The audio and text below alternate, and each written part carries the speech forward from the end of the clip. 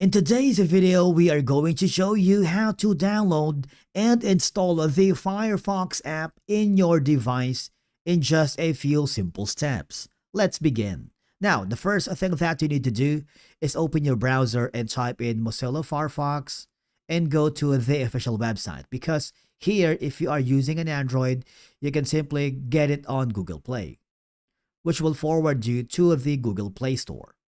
What will happen is it will be forwarded here, and all I have to do is super simple.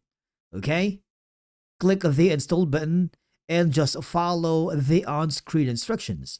Now, this may take a little while depending on your internet Wi-Fi, so make sure you are connected to a stable connection. Alright? And once it's done, click the open, and if you already have a Firefox account, you can sign in to sync your bookmarks, passwords, and browsing history. And of course, you can also set Firefox as your default browser app if you wanted. Click set as default.